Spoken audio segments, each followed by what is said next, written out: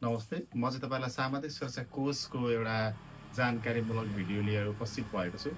सरकारले सबैलाई सामाजिक सुरक्षा कोष चाहिँ अहिले अनिवार्य गरेको छ र यसमा चाहिँ मैले फोकस गर्न खोजेको कुरा चाहिँ ओपिडी शुल्कसँग सम्बन्धित हो।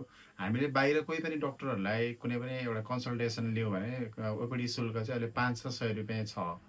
तर तपाईँ यदि योगदानकर्ता हो भने सामाजिक सुरक्षा कोषले तोकेको अस्पतालमा गएर डाक्टरलाई भेट्दाखेरिको शुल्क भनेको सरकारले ₹200 मात्रै लिन्छ। अब योगदानकर्ताको हिसाबमा तपाईँले त्यसको 20% तिर्दाखेरि ₹40 मात्रै तिर्नुपर्छ। यसको अर्थ चाहिँ तपाईँले ₹40 तिरेर डाक्टरलाई भेट्न पाउनुहुन्छ। यो चाहिँ एकदम राम्रो बाटो हो होइन। तर यसको चाहिँ कहिलेकाहीँ नेगेटिभ साइड पनि हुँदो रहेछ।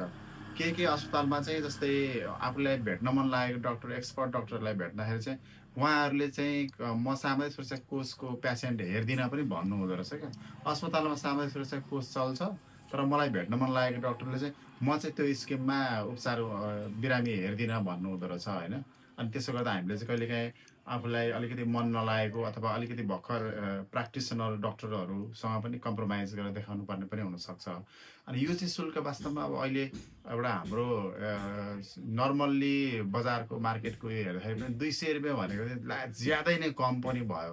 कम्तीमा 500सम्म शुल्क दिने हो भने त्यो दिन जरुरी पनि छ जस्तो लाग्छ मलाई होइन। डाक्टरहरूको पनि अब उसको पारिश्रमिक पनि एउटा बिरामीको अहिलेको कन्डिसनमा 500को 20% तिर्दाखेरि हामीलाई ₹150 तिर्नु पर्ला होइन। र यो चाहिँ सुधार गर्न पनि वास्तवमा जरुरी छ जस्तो लाग्यो। त्यस्तो छैन भने पनि कि त हामीलाई मन लागेको त्यो अस्पतालमा सामाजिक सुरक्षा कोष चलेपछि हामीले सबै डाक्टरलाई यो डाक्टरलाई देखाउँछु भन्दा हामीले कि त पाउनु पर्यो, त्यो व्यवस्था गरिदिनु पर्यो, कि त त्यो अहिले साँच्चै भन्यो भने अलिकति त्यो ओपिडी शुल्क पनि अलिक बढाइदिनु पर्यो भन्ने मेरो चाहिँ सुझाव छ। धन्यवाद।